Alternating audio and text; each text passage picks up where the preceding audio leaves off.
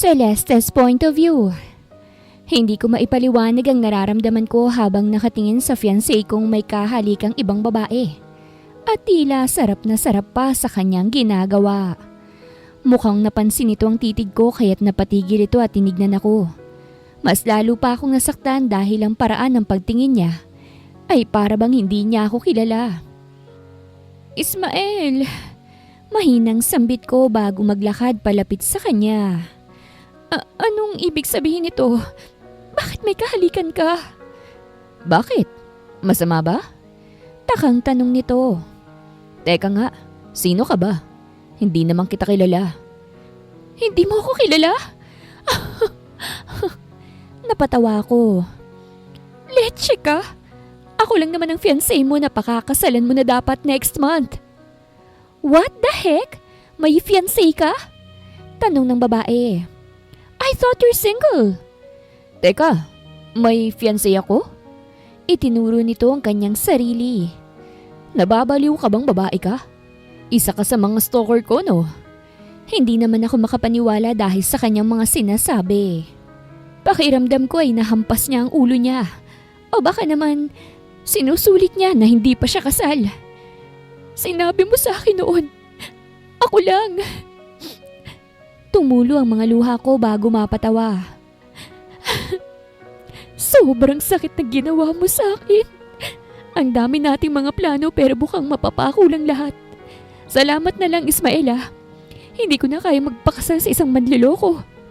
Teka, sinampal ko siya bago hubarin ang aking singsing at ibalibag sa kanya. Magbuhay, binata ka! Singhal ko sa kanya bago tumakbo palayo ron. Inaasahan ko nga habulin niya ako para pigilan pero hindi niya ginawa. Napatawa na lamang ako ng pagak bago mapasapo sa aking sinapupunan. Sorry anak, hindi pa ready yung daddy mo. Mahinang sambit ko. Huminga ako ng malalim bago umalis sa lugar na yon. Hindi ko nagugustuhing mag-settle down pa sa isang manloloko.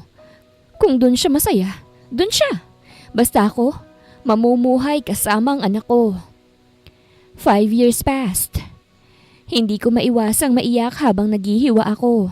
Sino ba namang hindi maiiyak? Sandamakmak ba namang sibuyas ang hinihiwa ko? Nagpatulong kasi yung kapitbahay naming magpapabinyag. Dahil mabait akong tao, tumulong ako. Siyempre naman, kailangang tumulong para may libreng ulam at carbonara. Nanay, sino pong nagpaiyak sa'yo po? Napalingon ako sa batang lalaking nagsalita. Salubong ang kilay nito kaya't napasimangot ako. Kamukhang kamukha niyang ama niyang babaero. Nanay, sino po? Sino? Sino? May nakataling panyo sa ulo nito. Tumutulo ang uhog niya at ang asim niyang tignan. Mukha ka namang tiyanak. Hindi maiwasang sambit ko. Bakit naman ganyan ang itsura mo? Saan ka ba nanggaling? At kanino ka bang anak? Nanay, ako po ang pogi ninyong anak. Sagot nito. Nakalimutan mo na po ba? Ay, oo nga pala. Bakit naman kasi ganyan ang itsura mo? Umalis kang mukhang tao tapos uuwi kang mukhang tiyanak at maasim. Nakangiwing sabi ko. Umuwi ka nga sa bahay at maligo. Hindi mo na po ba ako mahal dahil maasim na ako? Madramang tanong nito.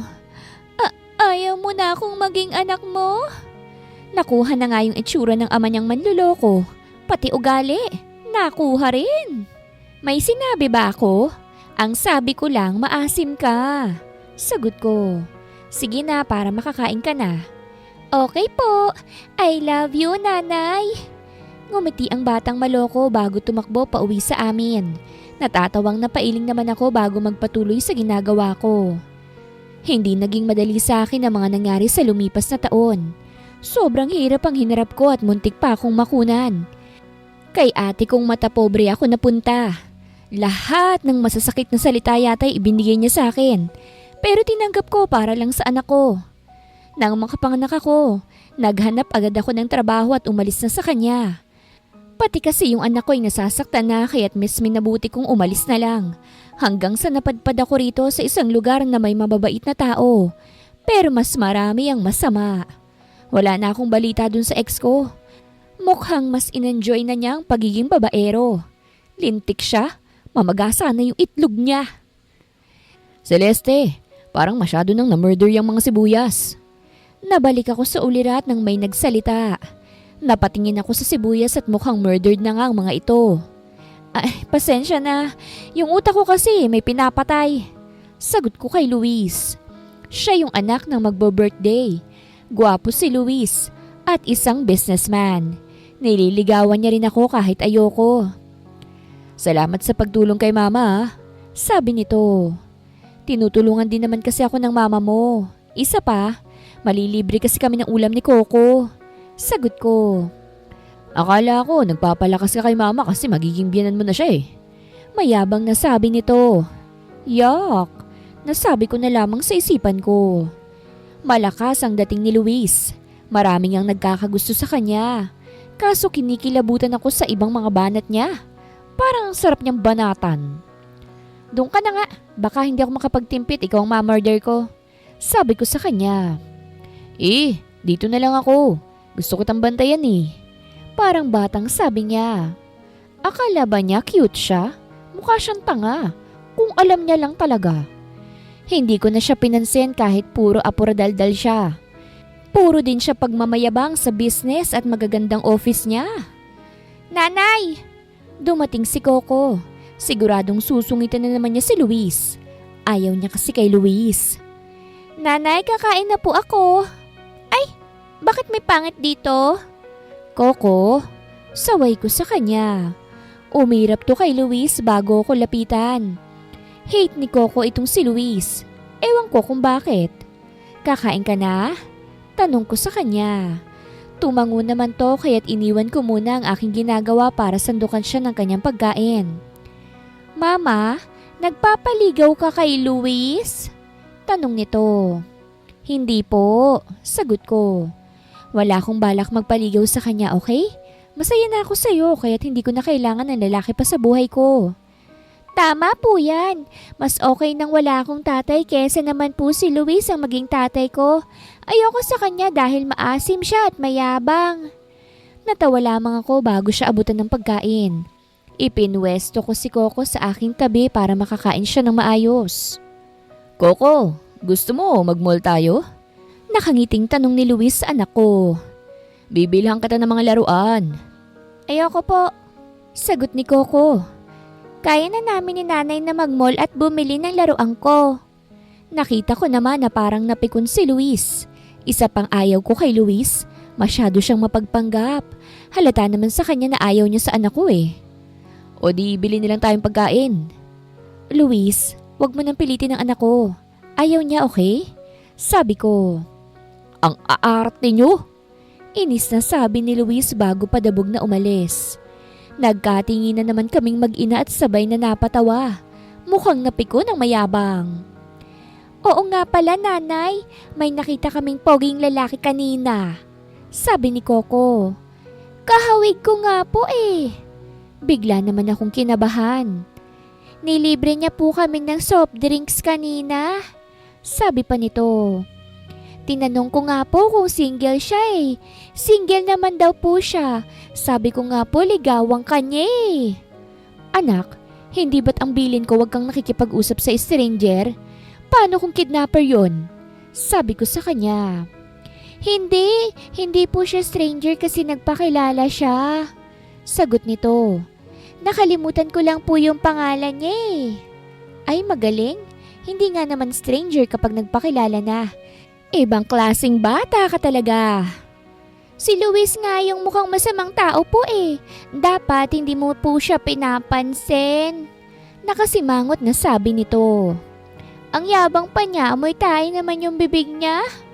Grabe man lait, manang-mana sa kanyang ama. Anak, bad yan ha. Huwag kang manlalait. Sabi ko sa kanya. Nanay, dinedescribe ko lang naman po siya. Sagot nito. Napailing na lamang ako bago guluhin ang kanyang buhok. Dahil dito sa anak ko, hindi ko magawang makalimutan ang kanyang ama. Kahit saang anggulo kasi, ama niya ang nakikita ko. Ama niyang manloloko at walang isang salita. Ismael's point of view. Nakatingin ako sa kisame ng office ko habang iniisip ko ano nangyari sa amin ni Celeste. Ikakasal na kami. Nakahanda na ang lahat. Pero bigla siyang nawala at hindi na nagparamdam. Hindi ko alam kung nasan siya at kamusta na ba siya. Ilang taon na pero ang isipan ko'y nasa kanya pa rin. Anong tinitignan mo dyan sa kisame? Napatingin ako kay Brandon, kaibigan ko. May hubad bang babae dyan? Bugok, singhal ko sa kanya. Anong ginagawa mo rito? Mangiistorbo ka na naman? Kinakamusta ka lang, sagot nito. Baka kasi maglasing ka na naman tapos hamunin mo ng suntukan ng mami mo. Hindi na ako umiinom, okay? Masyado akong tambak ng trabaho. Nakasimangot kong sagot. Busy sa trabaho? O busy pa rin sa pag-iisip mo sa ex mo? Ngumisi ito. Ismael, ilang taon na yung lumipas. Baka may asawa na si Celeste kaya't oras na para mag-asawa ka na rin. Hindi naman pwedeng tumandang binata ka na lang. Sayang ang lahi. Tigilan mo nga ako, Brandon. Wala na akong planang pumasok sa relasyon ulit. Dahil baka iwanan na naman ako. Nakasimangot kong sabi. Oh, come on, Ismael. Ayaw mo bang gayahin ng kapatid mo na taon-taon may bagong anak? Natawa ito. Umalis ka na nga. Ginugulo mo masyado yung buhay ko eh. Pagtataboy ko sa kanya bago tumayo. Ako na lang pala nga alis dahil may pupuntahan akong meeting. Hindi ko na siya pinansin at lumabas agad. Hinabol naman ako ng bugok at hinawakan sa mga kamay. Sakto namang may dumaang mga empleyado at mukhang gulat sa nakita. Sira ulo ka. Binawi ko ang kamay ko kay Brandon. May sira ka na ba sa ulo? Babe, wag ka namang ganyan. Madramang sabi nito. Ikinahihiya mo na ba ako? Sira ulo ka ba? Pinanlakihan ko siya ng mga mata at inambahan ng suntok. Tigilan mo nga ako sa mga ganyan trip mo. Babe ko! Malakas na sigaw nito. Mabilis naman akong tumakbong papasok ng elevator. Sira ulong lalaki talaga yun. Ako na naman ang trip. Siguro inaway na naman siya ng asawa niya kaya't dito siya nanggugulo. Ganun lagi yan eh. Mabilis agad akong dumiretso sa parking at sumakay sa kotse ko. Nakita ko si Brandon na papalapit sa kotse ko kaya't agad ko yung pinaandar palayo. Pupunta na lang pala ako sa site na hawak ko. Tuwing nagmumukmuk ako, dinadaan ko na lamang sa trabaho ang lahat para mawala ang lungkot ko. Malapit na ako sa site pero napatigil ako nang makitang may nagkakagulo sa daan. May bigla na lamang lumapit sa kotse ko at kinatok yun. Boss, baka pwede kang masakyan.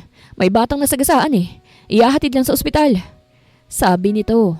Mabilis naman akong tumayo bago buksan ang pinto ng kotse ko.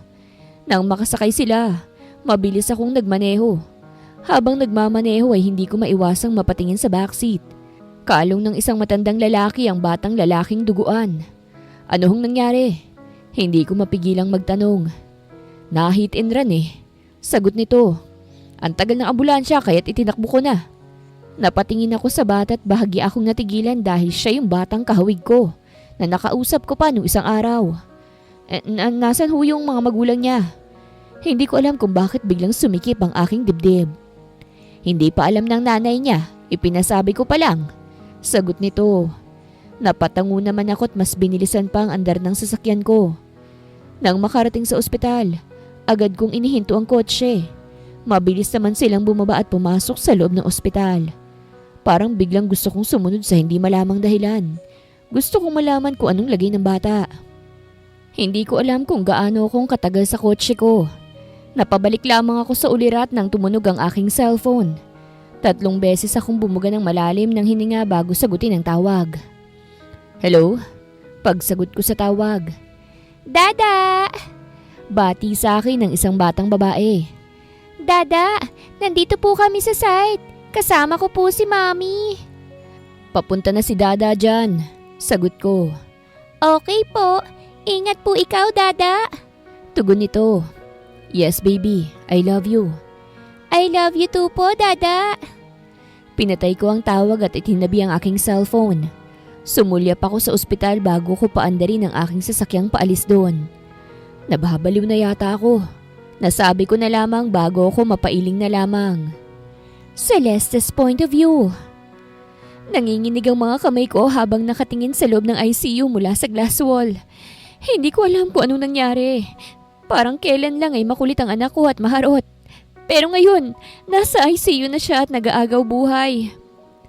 Mrs., nakahanap na po ba kayo ng dugo para sa anak ninyo? Tanong sa akin ng doktor. Kailangan na ho ng dugo ng inyong anak. Napakagat naman ako sa ibabang labi ko bago punasan ng aking luha. Nakahanap na ho. Dadalhin ko rito yung donor. O sige ho. Muli akong sumulyap sa anak ko bago mapagdesisyon ng umalis na. Hindi kami pareho ng blood type, kaya't wala akong choice kung hindi kitain si Ismael. Wala akong choice kung hindi hingin ng tulong ng lalaking yon. Dumiretso agad ako sa office ni Kumag. Kilala pa ako ng guard nito kaya't pinapasok niya ako agad. Ang kaso wala sa office niya si Ismael, kaya't wala akong nagawa kung hindi hintayin to sa loob ng kaniyang office. Sir, may bisita po kayo sa loob. Mabilis akong napaayos ng upo nang marinig ang boses ng sekretarya ni Ismael. Nasa loob na po siya ngayon. Bumukas ang pinto. Ano na naman ba, Brandon? Napatigil si Ismael nang makita ko. Gulat ang mukha nito na agad napalitan ng seryoso at galit na ekspresyon. Abat, siya pa ang galit ngayon? Ismael, sambit ko sa pangalan niya. Oh, you're alive! Sarkastikong sabi nito. Buhay na buhay. Sagot ko bago mapahinga ng malalim. Dediretsohin na kita. Nandito ako para manghingi ng tulong. Ismael, kailangan ko ng dugo mo. Dugo ko? Aswang ka na ba ngayon, ha? Sarkastikong tanong nito. Kaya ba nawala ka na parang bula dahil bumalik ka sa angkan mo ng mga aswang? Sinamaan ko siya ng tingin. Wala akong panahon ngayon sa mga ganyang banat niya dahil baka hindi ko siya matansya. Ismael, hindi ako nakikipagbiruan dito. Sumama ka na lang sa akin. Bakit naman ako sasama sa'yo? Nung iniwan mo nga ako, hindi mo ako isinama di ba? Nakangising sabi niya. Kaya kung aalis ka ngayon, mag-isa ka. Ang sama talaga ng ugali. Ismael, nasa ospital ang anak natin.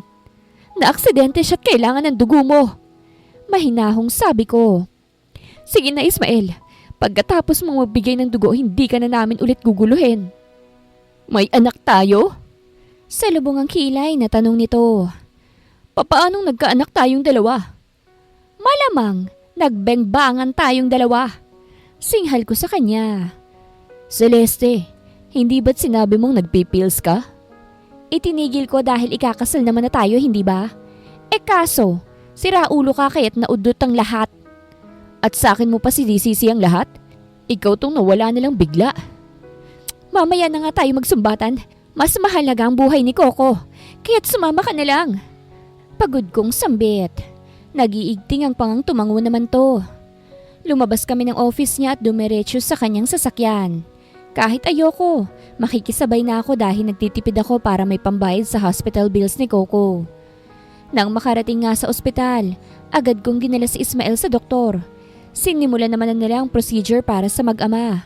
Taimtim naman akong naghihintay at nagdarasal. 2 oras yata akong naghihintay bago ibalik si Coco sa ICU.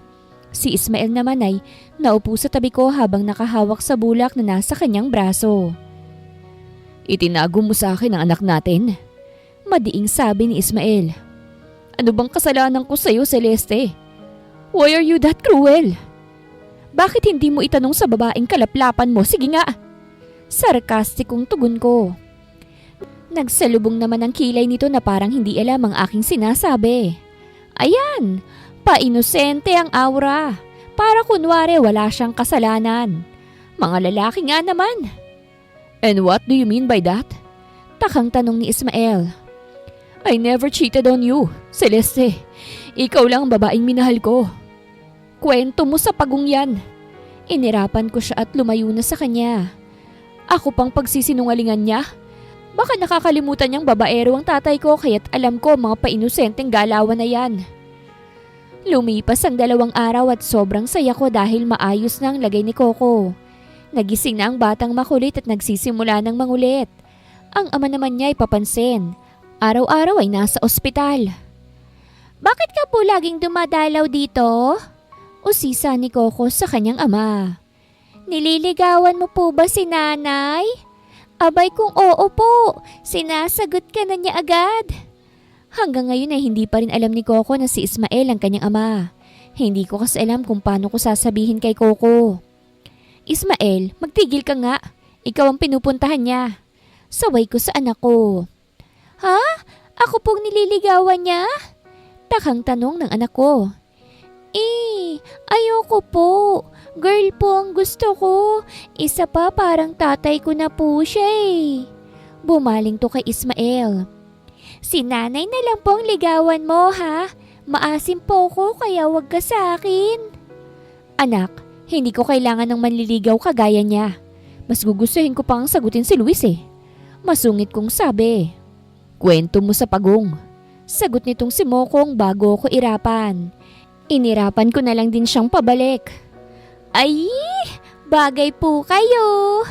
Nangaasar na sabi ni Coco. Nanay, dito ka na lang po kay Kuya Ismael. Bagay rin naman po kaming magtatay eh. Anak, tatay mo naman talaga yan. Sa isip ko. Coco, gusto mong makilala ang tatay mo, hindi ba? Sabi ko. Ayan, nasa harapan mo na siya ngayon. Alam ko po. Nakangising sabi ni Coco. Nakita ko po yung picture niya sa lagayan ng panty mo po eh. May heart pa nga pong nakadrawing. Nanlaki ang mga mata ko dahil sa kanyang sinabi. Lintik? Nakita niya muna yung picture na yun bago ko pa maidispatcha? May picture pa ako kay mama mo? Nakangising tanong ni Ismael. Opo, kamukha nga po kita sa picture eh. Pares po tayong dugyot tignan. Sagot ni Coco na may kasama pang pagtaas baba ng kilay. Pero masaya po kung nakilala na kita, tatay. Noong nilibre niyo po nga ako ng soft drinks, may lukso na agad ako ng dugo. 5 years old pa lang pero alam na agad ang lukso ng dugo. Wow! Matatas nang magsalita yang si Coco. Lumaki ba naman kasama yung mga chismose eh. Ang naramdaman ko po ay lukso ng dugo. Ang naramdaman naman po ni nanay ay kulo ng dugo. Malokong sabi pa ni Coco. Napailing naman ako bago tumayo. Bibili lang ako ng kape, Coco. Kapag gusto kang kuhanin ng amo mo, huwag kang sumama ha. Anong akala mo? Itatago ko siya kagaya ng ginawa mo? Hindi ako selfish. Sarkastikong sabi ni Ismael. Iukit mo sa noo mo yung opinion mo. Inirapan ko siya bago ako lumabas ng kwarto ni Coco. Naglakad ako palapit sa vending machine at naghulog ng barya doon. Nang lumabas ang kape, agad ko yung binuksan at ininom. Naupo ako sa isang upuan sa labas at doon muna tumambay. Umiinom ka na ng kape? May jablong tumabi sa akin. Ano bang pakialam mo? Masungit kong tanong sa kanya. Celeste, bakit ka ba kasi nawala? Tanong ni Ismael. Baka sa boss nito ang sakit at galit. Ikakasal na tayo pero bigla kang nawala. Napangiti ako ng mapait. Bakit hindi mo kaya itanong yan sa sarili mo, no? Anong itatanong ko sa sarili ko? Celeste, hindi ko alam kung anong nagawa ko. Bakas ang frustrasyon sa kanyang boses. Hindi ko alam kung paano kitang nasaktan. Hindi ko alam kung ano nangyari sa atin. Masaya naman tayong dalawa, hindi ba? Akala ko rin masaya tayo pero hindi ka makontento sa akin. Natatawang sabi ko. Naghanap ka pa ng babaeng mahahalikan. Celeste. Pero sige, nakaraan naman na yun eh. Kalimutan na lang natin. Mag-focus na lang tayo kay Coco. Nakangiting sabi ko. Wala na rin namang mababago kahit magkabati tayong dalawa. Naka-move on na rin naman ako.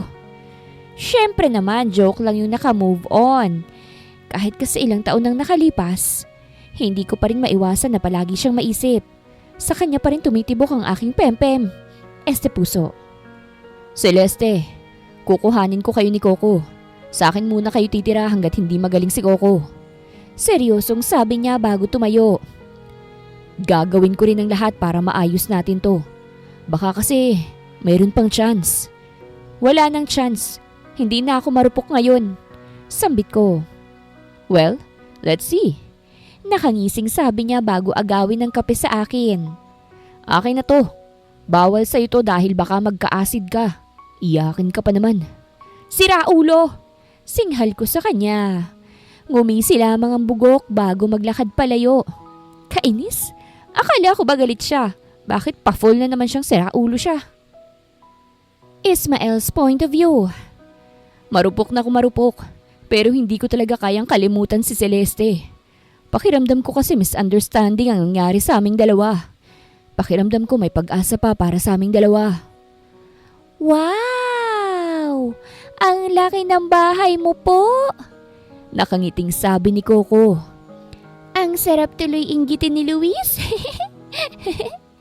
Anak, masama ang manginggit ng kapwa. Sabi ni Celeste. Masyado ka nang nahahawa sa mga kapitbahay natin, ha? Joke lang naman po, nanay. Sagot ni Coco. High blood ka naman po agad eh. Alika rito, pakis na po ako. Agad namang pinantayan ni Celeste ang anak namin at hinalikan to. Injured pa kasi ang mga paa ni Coco kaya't naka-wheelchair pa siya. Pero makakalakad na rin naman daw siya, sabi ng doktor. Si tatay daw po gusto rin ng kiss. Nakangiting sabi ni Coco. Agad naman akong umayos ng tayo. Umarko naman ang isang kilay ni Celeste bago ako irapan. May ibang gustong ikis yang si tatay mo. Sagot ni Celeste. Sa ngayon, gusto kong ikaw lang ang aking ikikis, okay? Napatingin naman sa akin si Coco at nag-thumbs down kaya't napasimangot na lamang ako. Hanggang ngayon talaga, clueless pa rin ako sa sinasabi niyang kahalikan ko. Sa kanya ko lang kaya idinampi ito mga labi ko. Sige na, lulutuan na lang kita para makakain ka na't makainom ng gamot, ha? Malambing na sabi nito kay Coco. Sana ako rin malambing din. Tumayo na si Celeste at agad nagtungo sa kusina. Hindi ko na siya kailangang igay dahil kabisado na niya itong bahay. Ito kasi ang dapat na future house naming dalawa. Tatay, kailangan mong makaisip ng bagong pakulo para malambing si nanay. Sabi ni Coco. Hindi po pwedeng mapunta siya kay Luis. Dapat sa'yo lang si nanay. Ano bang discarding magandang gawin? Tanong ko sa kanya. Dapat nga galit ako pero ito ako ngayon. Nangungulila sa atensyon ni Celeste. Ang hirap talagang maging marupok. Pakitaan mo po ng pogi moves. Sagot ni Coco. Sa tuwing magkagalit po yung nanay at tatay ng kalaro kong si Budoy, palagi pong nilalambing ng tatay niya yung nanay niya. Anak, sa sitwasyon namin ng nanay mo, parang hindi naman siya pwedeng madaan sa lambing. Natatawang sabi ko. Kaya po yan, tatay. Palagi po akong support sa inyo. Nakangiting sabi ni Coco. Gusto ko po kasi mabuo ang pamilya natin. Bagay na bagay naman po kayo ni nanay eh. Hayaan mo anak, kung kailangang daanin sa gayumay ang nanay mo, gagawin ko para lang mabuo ang pamilya nating dalawa. Sabi ko. Nag-thumbs up naman siya sa akin. Iniwan ko muna si Coco sa sala para tulungan si Celeste. Ipinahiram ko na lang kay Coco ang cellphone ko para makapaglibang naman siya at hindi mainip. Tulungan na kita. Alok ko kay Celeste. Kaya ko na. Sagot niya. Bantayan mo na lang si Coco doon. Ang sabi niya tulungan daw kita. Siyempre hindi naman sinabi ni Coco yon. Hayaan mo na akong tulungan ka.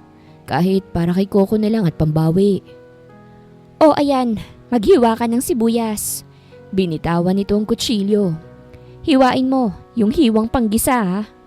Okay po. Lumapit ako dun at nagsimulang maghiwa ng sibuyas. Wala pa mang isang minuto, nagsimulang magluha agad ang mata ko. Ang hirap talagang maghiwa ng sibuyas. Bigla-bigla kang nagkakaroon ng sama ng loob kahit masaya ka naman. Laking pasasalamat ko nga nang matapos ako Agad kong hinugasan ng mga kamay ko at nagpunas ng luha. Ganyan din ako umiyak nung nahuli kitang may kahalikang iba. Narinig kong sabi ni Celeste. Ano? Hindi ito sumagot at umiling na lamang. Napanguso naman ako at naupo tsaka siya pinanood. Natupad na yung pangarap ko na makasama siya sa bahay kasama ang magiging anak namin. Ang pagkakaiba lang, hindi kami naikasal at naging co-parenting na lang. Celeste, sino ba kasi yung sinasabi mong kahalikan ko? Tanong ko. Iharap mo sa akin at nang masampal ko. Abay malay ko sa'yo. Ikaw ang humalik tapos sa akin mo itatanong? Inirapan niya ako. Basta, Sigurado ako sa nakita ko at hindi yun gawa-gawa lamang. Celeste, mababaliw na ako sa kakaisip kung sino bang hinahalikan kong sinasabi mo. Tumayo ako't lumapit sa kanya. Ang alam ko kasi, ikaw lang ang babaeng hinalikan ko. Itatayo kong pagkalalaki ko, Celeste. I never cheated on you. Hindi ako bulag. Ismael, ikaw ang nakita ko. Seryosong sabi niya. Hindi ko ugaling gumawa ng kwento kaya't pinaninindigan ko ang sinasabi ko. Then, let's have a deal. Hinapit ko ang kanyang bewang. Kapag napatunayan kong hindi ako nagloko sa'yo, magpapakasal tayo at susundan agad si Coco. Napalunok naman to. Paano kung hindi mo mapatunayan? Sige nga. Ako mismo ang lalayo sa inyo ni Coco. Seryosong sabi ko. Hindi ko na kayo guguluhin ni Coco at ibibigay ko pa lahat ng pera ko sa inyo. O sige, deal yan ha. Confident ako na ako ang mananalo sa ating dalawa. Let's see, love. Umirap naman to bago ko itulak palayo sa kanya. Kung makahawa ka parang close tayong dalawa. Natawa naman ako't napailing na lamang.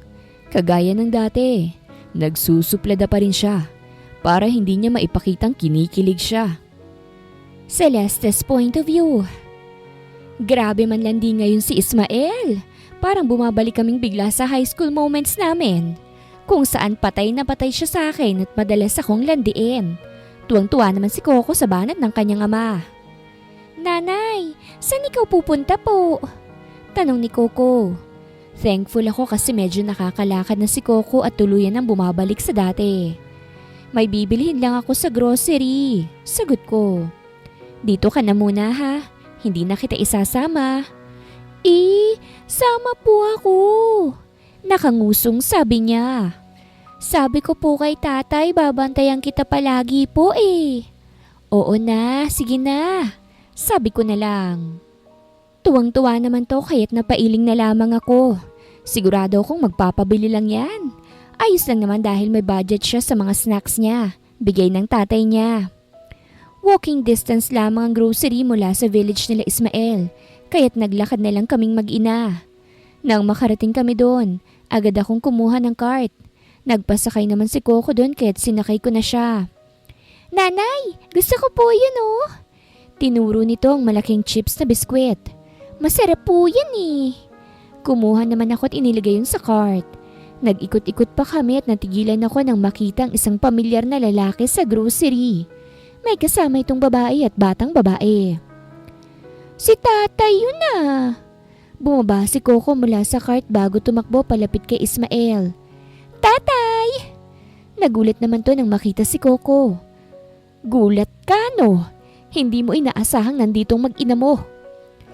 Tatay, bakit ka po may kasamang ibang babae? Sabi mo po si nanay lang. Narinig kong sabi ni Coco. Coco, hayaan mo na yung tatay mo. Seryosong sabi ko bago ito buhatin. Anong ibig sabihin nito? Naguguluhang tanong ng babaeng kasama niya. Niloloko mo ba akong lalaki ka ha? Let me explain. Namumut lang sabi ni Ismael. Hindi ko sila kilala, okay? Wala akong ibang pamilya. Kayo lang. Wow! Itatanggi mo na naman. At ngayon dalawa na kami ng anak mo. Okay lang sana kung ako lang eh. Pero wag namang pati si Coco. Singhal ko sa kanya. Ano ba sinasabi mo?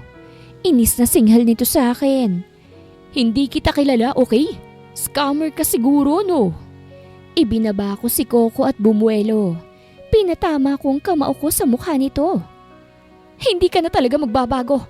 Lubayan mo na nga kami ng anak mo. Singhal ko sa kanya. Binuhat ko si Coco at umalis sa harapan nila. Kahit hindi pa ako tapos mamili, binayaran ko na agad ang grocery para makalayas na sa lugar na yon.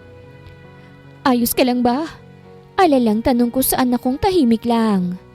Nanay, may iba po talagang pamilya si tatay? Malungkot na tanong ni Coco. Hayaan mo na nga siya. Nandito naman ako eh. Nakangiting sagot ko. Kukuhanin natin yung mga gamit natin sa bahay ng tatay mo tapos aalis na tayo ha. Tumango lamang ito bago sumubsob sa balikat ko.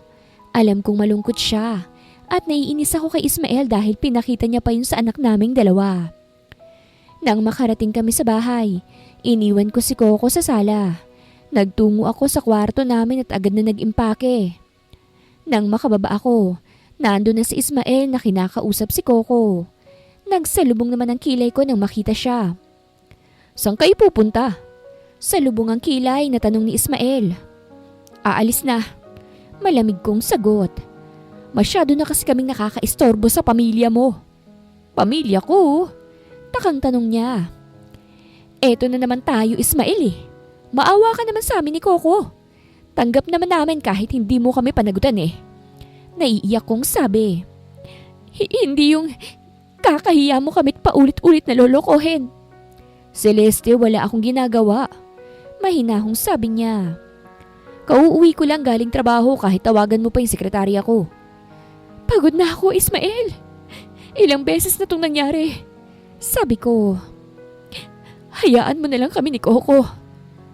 "Tatay, thank you na lang po sa lahat," sabi ni Coco bago lumapit sa akin. "Nanay, alis na po tayo." "Ismael! Ismael!" Napahinto kami nang may narinig kaming sigaw ng lalaki. "Ismael, tulungan mo ako. Pinalayas ako ng asawa ko kasi may babae raw ako." Pumasok ang isang kamukhang-kamukha ni Ismael. Nanlaki na lamang ang mga mata ko habang pabalik-balik ang tingin sa dalawang Ismael. Walang hiya. Anong nangyayari? Bakit dalawa sila?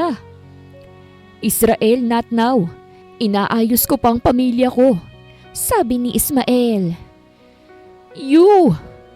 Tinuro ako nitong kahawig ni Ismael. "Ikaw yung sumapak sa akin kanina. Dahil sa'yo galit sa akin ang pamilya ko. Hindi itong unang beses na nagkita tayo, di ba? Palagi mo akong sinasampal at sinusuntok." Hindi ko maiwasang mapamura. Unti-unting bumalik sa alaala ko ang mga nangyari. Napailing na lamang ako bago dahan-dahang napaatras. "Lintik na yan," sambit ko. Gets ko nang nangyayari. Yung nakita kong may kahalikan 5 years ago ay si Israel. At ang nakita namin sa grocery ni Coco ay siya rin. May kakambal ka?" Tanong ko kay Ismael. "Hindi ko ba nasabi sa'yo?" Tanong niya. Tumango naman ako. Ilang taon kaming magkarelasyon ni Ismael pero wala siyang nababanggit na may kakambal pala siya. Mga magulang pa lang niyang na-meet ko. "Anong gagawin ko? Galit na sa akin ang asawa at mga anak ko." Madramang sabi ni Israel. "Tapos sabog pa yung uso ko dahil sa kagagawan mo." Galit ako nitong dinuro. Malakas namang tinapik ni Ismael ang kamay nito. "Huwag mong duruin si Celeste. Ilang beses na siyang palaging sumusulpot eh." Galit na sabi ni Israel. Kung ganon, ikaw palang dahilan kung bakit siya lumayo sa akin." Inipit ni Ismael ang ulo ng kakambal sa kanyang kilikili. "Langya ka. Dahil dyan sa pagiging babaero mo noon, nawalan ako ng fiancé. Tapos muntik na naman nila akong layasan ngayon." "Aray! Hindi ko kasalanan yun." Hinampas ni Israel ang braso ng kapatid. "Bitawan mo nga ako, Leche, ano ba? Ang tagal kong naghihirap na Leche ka. Buisit ka, talagang lalaki ka." Napatangan naman ako't nanghihinang napatulala na lamang. Bigla akong naging tanga-tanga sa aking sarili. Sa sobrang emosyonal ko dahil sa pagbubuntis ko, na-misunderstood ko ang mga nangyari. Pero bakit naman kasi hindi sinabi ni Ismael na may kakambal siya? "Nanay, dalawa si Papa?" Tulalang sabi ni Coco. Mukhang pati siya hindi makapaniwala sa nangyayari. "Dalawa po yung tatay ko?" "May kakambal yung tatay mo, anak." Tulalang sagot ko. "Yung isa, tito mo yun." Napatango naman siya. Halos matagal din bago tumigil ang dalawa sa pagbabardagulan. Tumingin sila sa gawin naming dalawa ni Coco. "Love, I told you, I didn't cheat." Nakangiting sabi ni Ismael. "Si Israel ang nakita mo. Siya yung babaero, hindi ako." Bakit kasi hindi mo sinabing may kakambal ka?" Naiiyak kong tanong. Nasira tayo dahil lang sa maling akala ko." "I'm sorry, nakalimutan kong may kapatid kasi ako." Tugon nito. "Wow! Ang kapal ng mukha mo ah. Talagang kinalimutan mo ako sa buhay mo? Ako nga naguhugas ang puwet mo nung bata ka. Malakas na sabi ni Israel. Nag-angat lamang ng gitnang daliri si Ismael bago ko yakapin. Bigla namang tumulo ang mga luha ko. Bigla akong nag-guilty sa mga sinabi ko sa kanya. Kaya pala walang epekto sa akin nung nakita ko si Israel. Hindi pala siya si Ismael. Huwag ka nang umiyak, ha? Malambing na sabi nito. Hindi natin bati yung pangit na Israel na yan. Ikaw ang pangit, sabat ni Israel. Hindi pinansin ni Ismael ang kapatid. Humiwalay lamang ito sa yakap bago sapuhin ang magkabilang pisngi ko at punasan ang aking mga luha. Don't cry na, love. Nakangiting sabi niya. Hindi ako galit, okay? Kasalanan ko naman kasi hindi ko sinabing may kakambal ako. Kasalanan din ng pangit na Israel na yan dahil hindi man lang nagsabi sa akin. Tumango lamang ako. Nilingon naman ni Ismael ang anak at agad na binuhat. Sorry kung nag-worry ka, ha? Malambing na sabi niya sa anak. Tatay, nagulat ako kasi naging dalawa ka po. Sabi ni Coco bagong ngitian ng ama. Pero mas gwapo ka po. Maasim po yung kamukha nyo. Abot! Sinamaan ko ng tingin si Israel. Binanggit ko noon ang pangalan ni Ismael pero hindi man lang siya nag-react. Parang wala ring pakialam ang mokong. Lintik na yan. Bakit kasi doon siya sa public place nakikipaghalikan? Tulog ba siya noong magturo ng manners ang parents nila ni Ismael? Ismael, maayos ang pamilya mo. Baka naman gusto mo kong tulungan. Sabi ni Israel. Linawin mo dun sa asawa ko na wala naman akong kabit. Pinagkakamalan niyang kabit ko yung baby loves mo. Kaya mo na yan. Sagot ni Ismael sa kanya. Kagagaling ko lang sa trabaho kaya tatay's duty ako, no? Hindi kasama sa duty ko ang tulungan kang makaayos ang asawa mo. Ismael! Inis na sabi ni Israel. Isusumbong kita kay mami, ah.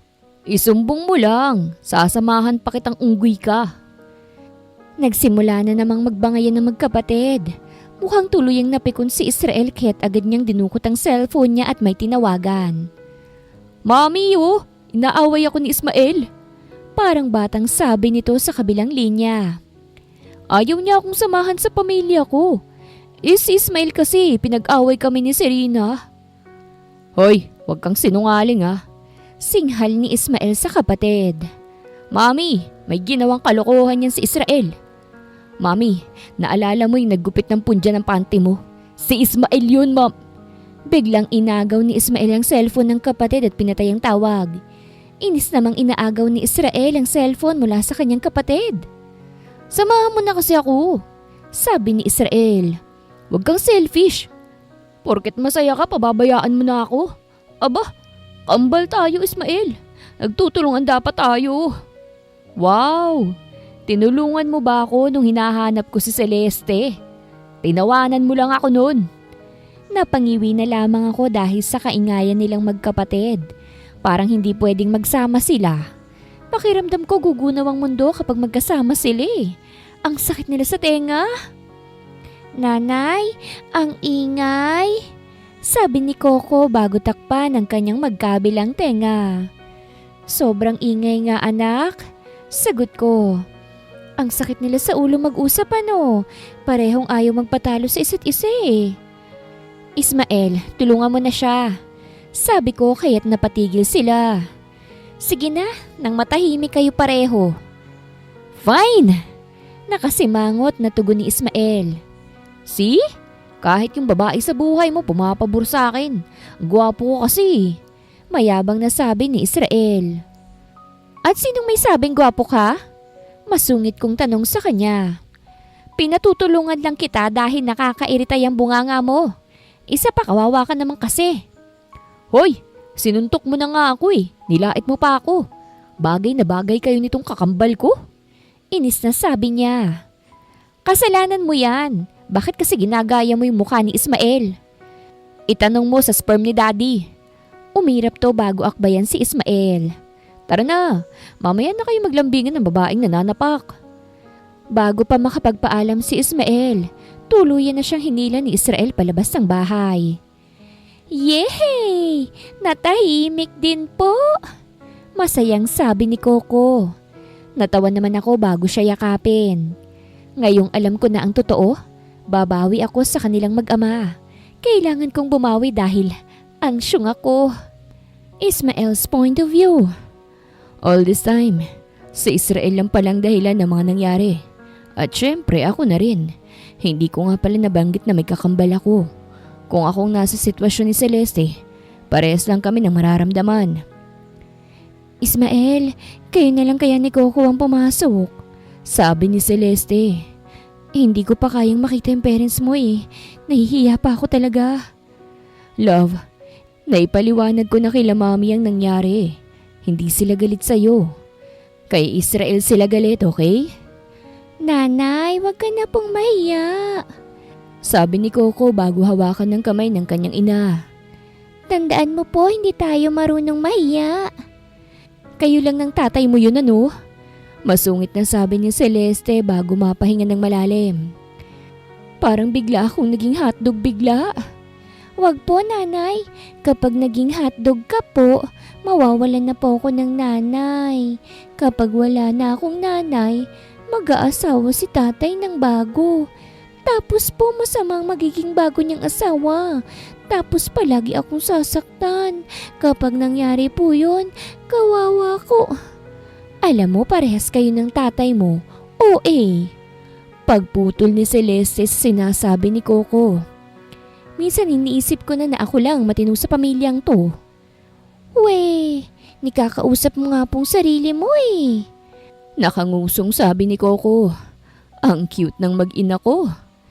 Tama na yan, pumasok na tayo sa loob. Sabat ko. Tayo na lamang hinihintay dun. Hinawakan ko ang kamay ng mag-ina ko bago ko sila hilahin papasok ng bahay. Dumiretso kami sa dining at nadatnan naming silang lahat doon. Celeste!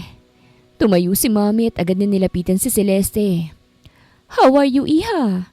Alam mo bang sobrang namiss kita? Okay lang po ako. Nahihiyang sagot ni Celeste. Kayo po, kamusta na po kayo? I'm okay. Sagot ni Mommy. Nasabi na sa akin ni Ismael ang mga nangyari. We're not mad at you, okay? Don't worry. Kasalanan ng magkapatid na yon dahil parehas silang sakit sa ulo. Mommy, wala akong kasalanan. Sabat ni Israel. Siya lang kasi ang assuming. Pagkamalan ba naman akong si Ismael? Ang pangit kaya ni Ismael. Tumikwas ang isang kilay ko dahil sa sinabi ni Israel. Sira ulong to ah. Iisa lang kaya yung mukha naming dalawa. Inirapan lang ni Mami si Israel kaya't napangisi ako. Sunod na binalingan ni Mami ang anak namin ni Celeste. Todo pa cute pa itong si Coco. Ang gwapo naman ng apo kong ito. Hinalikan ni Mami si Coco. Ang bango-bango mo pa. Anong pangalan mo, apo? Kohens Imar po. Pero Coco na lang po. Sagot ni Coco. Napangiti naman si Mami at pinanggigilan si Coco. Ilang sandali lamang ay pinaupo na kami ni Mami kahit nagsiupo na kami. Kinuhanan ko agad ng pagkain si Coco dahil kanina pa siyang nagugutom. Bakit ka nakatingin? Tanong ni Coco kay Ivy, panganay na anak ni Israel. 3 ang anak ni Israel. Pang-4 yung ipinagbubuntis ni Serena. Sira ulo eh. Gusto taon-taong buntis ang asawa niya. Umirap si Ivy sa anak ko. Masyado mong inaagaw ang atensyon ni dada ko. Huwag mo ang tawaging dada si tatay ko. May sarili ka naman dada. Masungit na tugon ni Coco. Doon ka nga sa dada mong pangit. Akin lang tong pogi kong tatay. Excuse me? Hindi pangit ang daddy ko. Gwapo kaya siya. Yung tatay mo yung pangit. Sagot ni Ivy. Lah, yung daddy mo kaya yung maasim. Pangit siya. Yung tatay mo yung panot. Teka, tama na nga yan. Pag-awat ko sa dalawa. Nakakasakit na kayo ng mga damdamin. Iisa lang ang mukha ng mga tatay nyo, kaya wag na kayo maglaitan ng tatay. Sabi naman ni Israel. Umirap lang ang magpinsan sa isa't isa bago magsimulang kumain. Napatingin naman ako kay Celeste na natatawa lamang. Celeste, Serena, kumain kayo ng mabuti ha. Parehong paborito niyong niluto namin. Sabi ni Daddy. Ayaw naming magugutom kayong dalawa. Wow, parang hindi na kami yung anak dito ah. Thank you po, Daddy. Nakangiting sabi ni Serena. Salamat po. Hanggang ngayon po the best pa rin kayo ni Mommy. Nakangiting sabi naman ni Celeste. Wow, niluto yung mga paborito ng dalawang manugang. Pero yung paborito ng mga sariling anak, hindi. Madramang sabi ni Israel. Sabi na nga ba hindi ako mahal sa pamilyang to eh. Huwag kang madrama, Israel. Paborito mo rin naman yung paborito ng asawa mo. Sagot ni Daddy sa kanya. At isa pa, mas pagod yung mga asawa nyo kaysa sa inyo. Ang hihirap nyo kayang intindihin ni Ismael. Teka, bakit nadamay ako? Napasimangot ako. Ang bait-bait ko kaya kay Celeste at Coco. Kahit tanungin nyo pa silang dalawa. Mabait po si tatay. Nakangiting sabi ni Coco. Mabait naman ho si Ismael. Huwag lang sumpungin. Sabi naman ni Celeste. Grabe ho yan magpalambing eh. Tinatalo pa yung anak. Naglalambingan yung dalawang walang label. Natatawang sabi ni Israel. Gusto mong batuhin kita ng tinidor dyan? Banta ko sa kanya. Israel, huwag kang magsimula ah. Sa labas ka talaga matutulog. Saway sa kanya ni Serena. Daddy, bad. Sabi naman ni Simon. Bad? Aaway. Sabi ni Sian, kakambal ni Simon. Joke lang po. Maamong sabi ni Israel. Mabait naman niyang si Israel, lalo na sa pamilya niya. May saltik nga lang madalas, lalo kapag sinusumpong at may sanib. Oo nga pala, may regalo ako sa inyo. May inilapag na singsing si Israel sa lamesa. Iyon yung engagement ring namin ni Celeste. Ayan oh, tinago ko. Naisip ko ang ibenta kaso baka balikan ng may-ari. Hindi ko naman nakalain na yung may-ari ay mapapangasawa pala dapat ng kapatid ko. Bakit nasa iyo yan? Tanong ko. Binalibag sa akin ni Celeste nung napagkamalan niya kung ako ikaw. Sagot ni Israel. Ayan na, binabalik ko na. Kawawa naman kasi kayong dalawa. Mukhang hindi na kasya sa akin. Natatawang sabi ni Celeste bago yun kuhanin. Sinubukan niyang isukat ang singsing pero hindi na kaya. Gagawin ko na lang pendant para engagement ring pa rin natin siya. Ibig sabihin ba nun, pumapayag ka pa rin na matuloy ang kasal nating dalawa? Pigil ang ngiting tanong ko. Hindi ba at may deal tayo? Napatunayan mo ng sarili mo sa akin, Ismael. Kaya gusto kong tuparin ang pangako ko. Nakangiting sabi niya. Magpapakasal tayo at bibigyan ng buong pamilya si Coco. Parang yung pinag-usapan natin. Magpapakasal tayo at bibigyan ng kapatid si Coco. Nakangising sabi ko. Nice one, brother. Tama yan. Sundan nyo na agad ng sundan ng anak nyo. Sabi naman ni Israel. Pwede naman. Basta, si Ismael ang manganganak ha? Sagot ni Celeste. Ismael, huwag mong gayahin ang kapatid mo na gusto ng maraming anak. Sabi ni Serena. Last na nga tong pinagbubuntis ko eh. Ang hirap kayang mga anak ano? Okay po, last na yan. Sabi ni Israel. Duda ako sa last na yan eh. Sila yatang dalawang nagpaparami ng populasyon dito sa Taguig. Nagpatuloy kami sa pagkain habang nagkikwentuhan. Pagkatapos kumain, agad kaming hinila ni Coco patungo sa pool area. Tatay, langoy tayo. Sabi ni Coco. Gusto ko pong maglangoy. Hindi pa ako nakasasagot at bigla itong tumalon sa swimming pool. Nataranta naman ako at napatalo na rin. The heck, Coco? Ba't ka tumalon? Tumaas ang boses ko dahil sa sobrang pag-aalala. Ang masayang mukha nito ay biglang napawi. Napalitan yun ng takot at pangingilid ng luha. Natigilan naman ako dahil sa reaksyon niya. Sorry, mahinahong sabi ko. Tuluyan na itong napaiyak.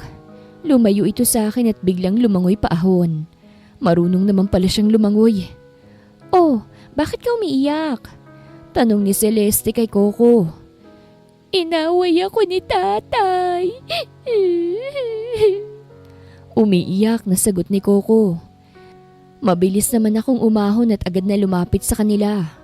Pansin kong nakatingin sa katawan ko si Celeste kaya bahagya akong napangisi. Naisip ko ring hubarin ang basang t-shirt ko kaya lalo siyang napatulala. Love, mamaya mo na ako pagnasahan. Patahanin muna natin si Coco. Natatawang biro ko. Umirap naman to bago haplusin ang likod ng anak namin. Bakit mo naman kasi inaway? Tanong ni Celeste sa akin.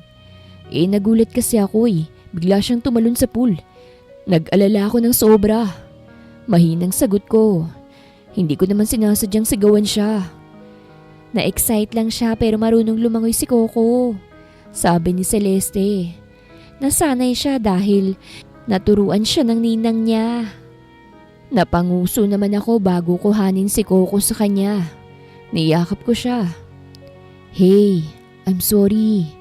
Malambing kong sabi. Hindi naman po sinasadya ni tatay. Natakot lang po ako kaya tumaas ang boses ko. Promise po hindi na po mauulit. Nagulat po ako Umiiyak na sabi ni Coco. Sorry po kung tumalon ako. Okay lang po. Sorry rin po Humiwalay ako sa yakap at pinunasan ng kanyang mga luha. Huwag na ikaw magagalit kay tatay I love you baby ko. I love you too tatay. Tugon nito kaya't napangiti ako at hinalikan siya sa pisngi. Tatay, hagis mo na ako sa pool. Nakangiting sabi ni Coco. Favorite ko po kasi yun kapag hinahagis ako sa pool Nag-aalalang tumingin naman ako kay Celeste. Tumango lamang ito. Napahinga naman ako ng malalim bago buhatin si Coco at ihagis sa pool. Lumubog sa swimming pool si Coco kaya't medyo nataranta na naman ako. Nakahinga lamang ako ng maluwag nang lumutang siya. Marunong talagang lumangoy yan kaya huwag kang mag-alala. Sabi ni Celeste bago ako lapitan. Sperm pa lang sobrang galing na niyang lumangoy Napangisi naman ako. Turuan ko ba siya ng mabuti? Natawa lang ito bago kurutin ang abs ko. Pasimple rin tong mahal ko Love, pasimpleng kurot ka Nakangising sabi ko. Sabihin mo lang kung gusto mong kurutin magdamag tong abs ko. Pagbibigyan kita. Akala mo naman gustong gusto ko yan.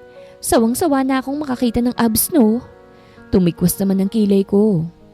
Sinong nakitaan mo ng abs Susunugin kong bahay. Excuse me, engineer ka. Ang trabaho mo gumawa ng bahay, hindi ang manira ng bahay. Kaya ko ring manira ng bahay kapag kayo ni Coco ay paglalabang ko no? Natatawang napailing naman siya bago kurutin muli ang abs ko.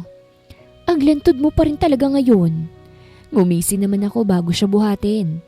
Napatili naman siya bago mapakapit sa bato ko. Ismael! Hinampas ako nito sa dibdib.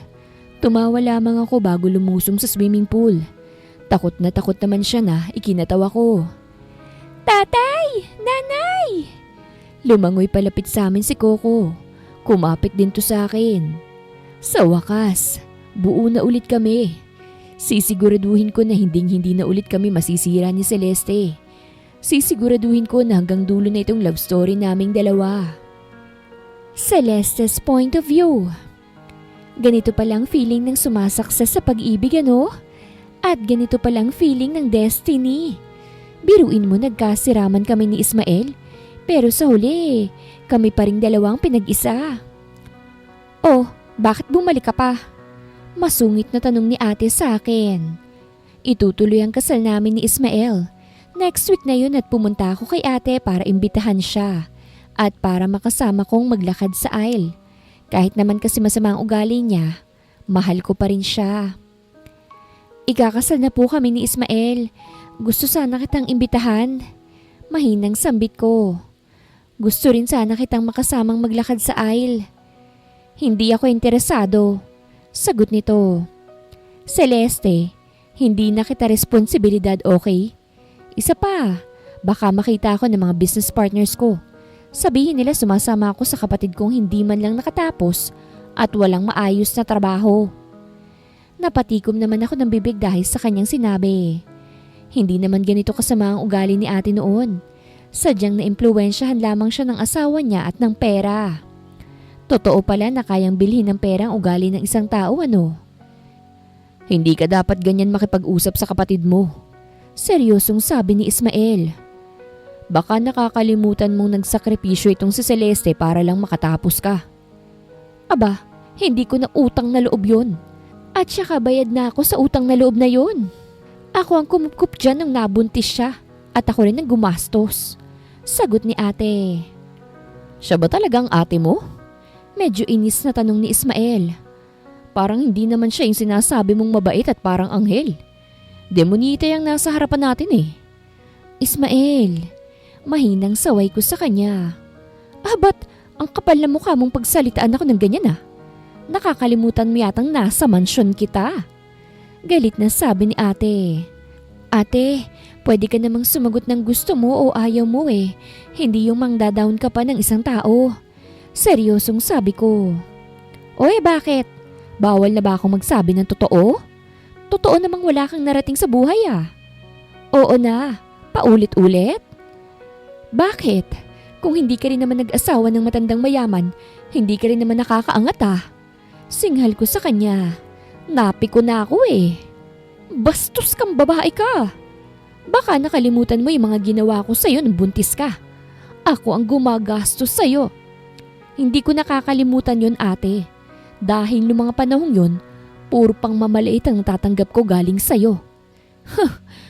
Napatawa ako bago tumayo. Kung ayaw mo talagang ikaw ang tumayong magulang ko sa kasal, ayos lang sa akin. Aalis na kami at baka hindi na ako makapagtimpi sa'yo.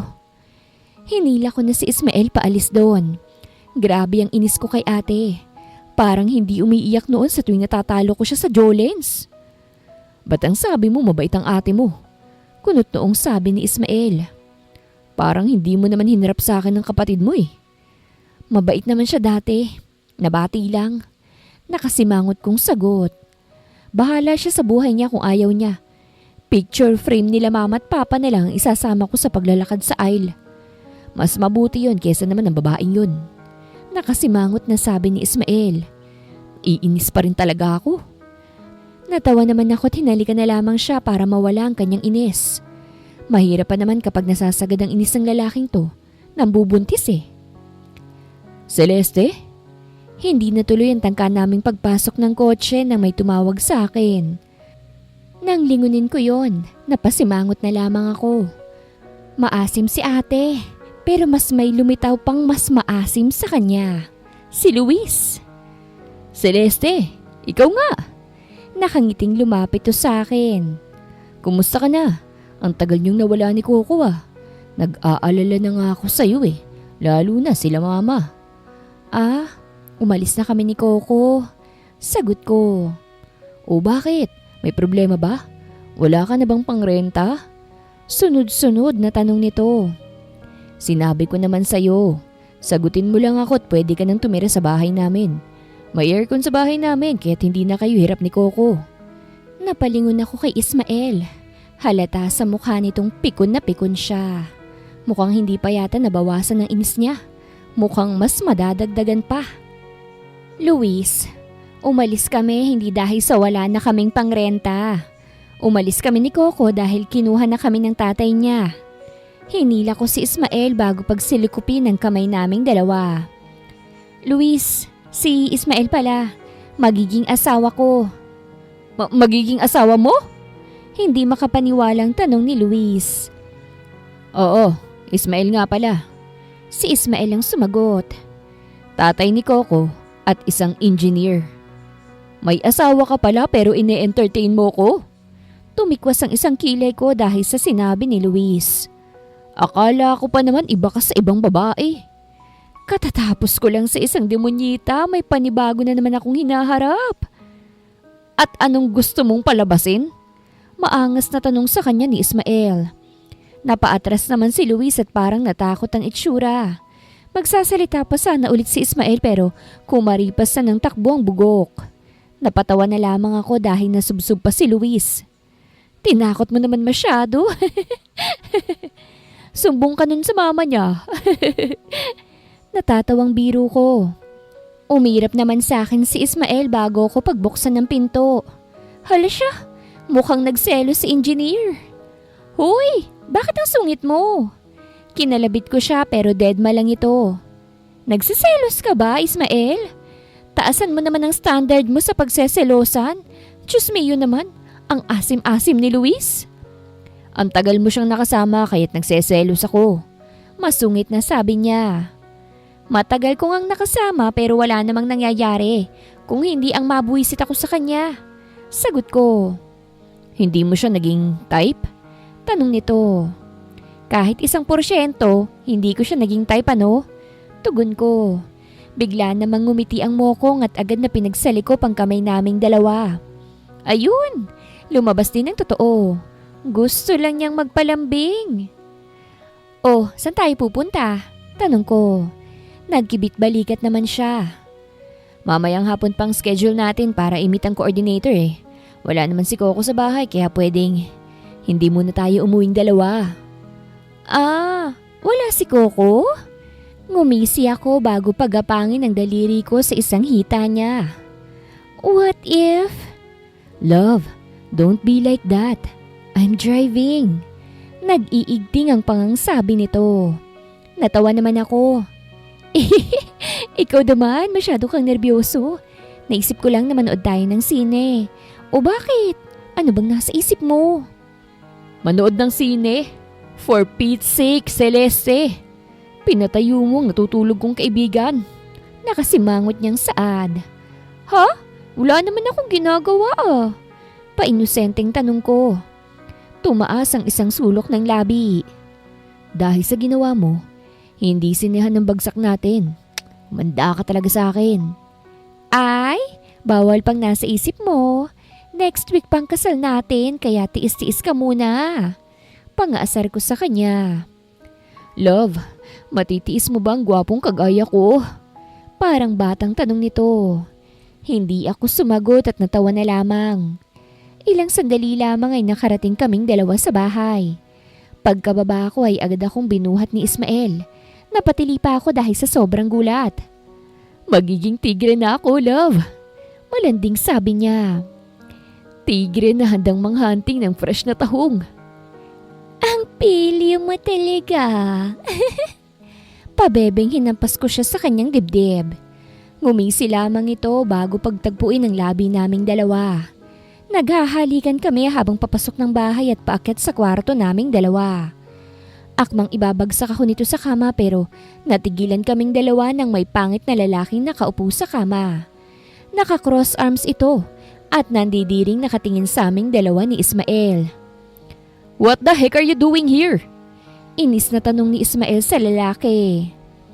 Hindi ko inaasahan na ganun ka kasabik kapatid ah. Sagot ni Israel bago mapailing at tumayo. Anyways, nandito ako dahil pinaalis muna ako ni Serena sa amin. Nagbugbugan kasi yung anak nating dalawa. Imbis na makiawat, pinagpusahan ko pa silang dalawa. Napasimangot naman si Ismael bago kwelyuhan ng kapatid. Ang sabi mo, magiging masaya si Coco sa inyo. Pero mukhang inapi mo yata ang anak ko ah. Ako nga ang inaapi ng anak niyong dalawa eh. Nakasimangot na sagot ni Israel. Imbis na maawa sa akin dahil pinagalitan ako ni Serena, aba, tinawanan niya pa ako't inaasar pa. Isip bata ka talaga kahit kailan eh. Binatukan ni Ismael ang kakambal. Umalis ka na nga rito at baka hindi kita matansya. Di ako aalis. Magiinuman tayong dalawa. Nakangising sabi ni Israel sa kanya. Kambal tayo, kaya dapat samahan mo ko sa hirap at ginhawa. Anong hirap at ginhawa? Lubayan mo nga kung pangit ka. Inis na sabi ni Ismael. Umalis ka rito dahil importanteng gagawin namin ang love ko. Hindi pwede yun. Inakbayan ni Israel ang kapatid. Hindi pwedeng ikaw lang ang masaya. Parehas tayong magdurusa. Sa pilitang hinila ni Israel ang kakambal niya. Nakatingin lang ako sa dalawang parang batang naghihilahan. Love, help me! Sabi ni Ismael. Ilayo mo ako sa diablong to. Imbis na tulungan siya, tinawanan ko lamang siya. Ismael's point of view. Noong mawala sa piling ko si Celeste, Nasa isip ko na agad na tatanda na lamang akong binata. Pero masyadong astig ang tadhana. Pinaglaruan lang pala kaming dalawa para masubo kung kami talaga. Tatay, inaway ako ni Cindy.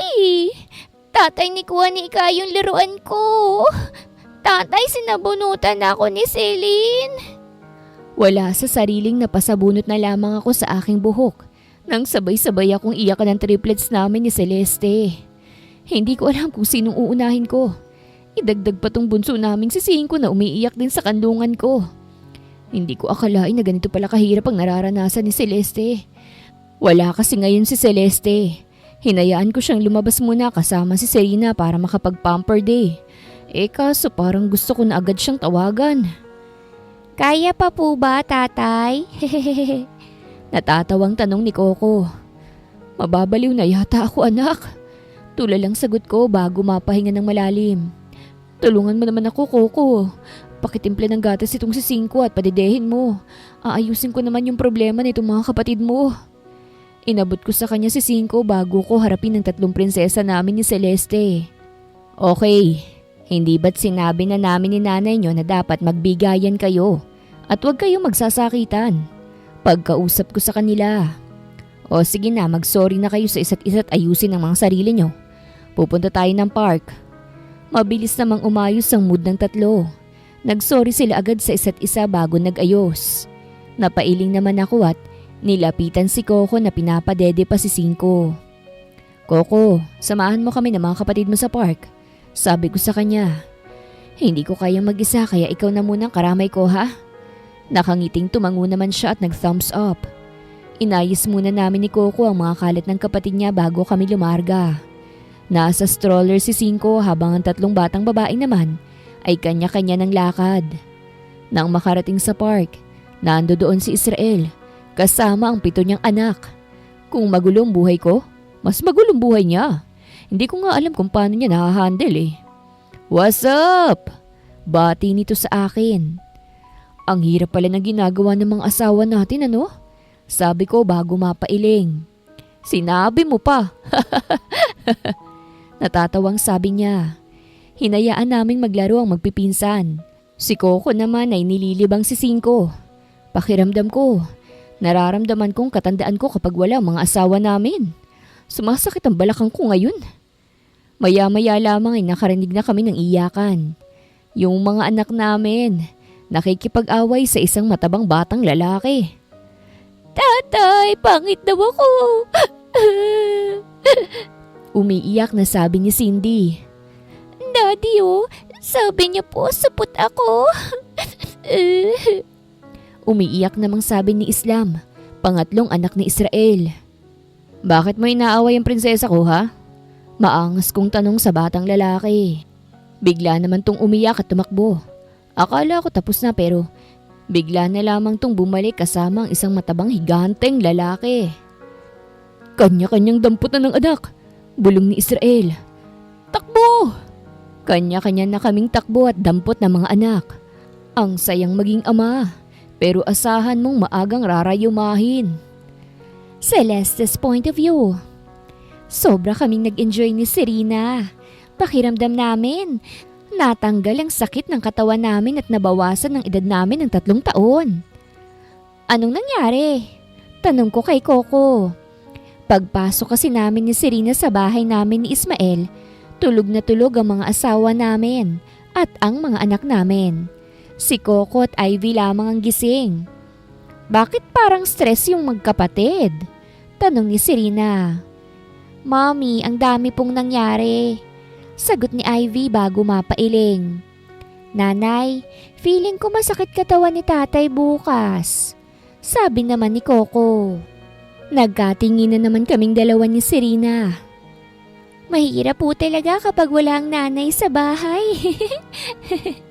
Sabi ni Ivy bago matawa. Grabe po yung stress ni Daddy at Dada Ismael eh. Lalo na po si Dada. Sabay-sabay pa namang mag-tantrums yung triplets. Idagdag pa po si Cinco. Nakaramdam naman ako ng awa bago mapatingin kay Ismael. Nilapitan kong asawa ko at agad hinaplos ang mukha nito. Mukhang naramdaman naman ako nito dahil nagising siya. Love, Yumakap to sa bewang ko. Ramdam na ramdam ko ang pagod sa boses nito. I'm proud of you, love. Proud rin ako sa iyo dahil mukhang naalagaan mong mabuti ang anak nating dalawa. Tugon ko. Ngumiti naman to bago halikan ng kamay ko. Dapat tinawagan mo na ako kanina kung hindi mo na kaya. Mukhang pagod na pagod ka tuloy. Sabi ko. I want you to enjoy your pamper day. Gusto kong mag-relax ka naman. Sagot niya. Don't worry. Kaya pa naman ang kasukasuan ko eh. Huwag kang mag-alala sa akin. Napatawa naman ako bago yumuko at bigyan siya ng halik sa labi. I love you, love. Thank you sa pag-aalaga sa anak natin ngayong araw Nakangiting sabi ko. Naranasan kong maging nanay ng isang araw at sobra palang hirap. Bilib na bilib ako sa iyo dahil ang lakas-lakas mo. Thank you so much for taking care of our children. I love you, Celeste. Sobrang proud ko na ikaw ang asawa ko. Proud na proud din ako dahil ikaw ang asawa ko. Muli kong hinalikan ang kanyang labi. Sobrang swerte ko talaga sa asawa ko. Dax na, mabait pa, at masarap pa. Wakas.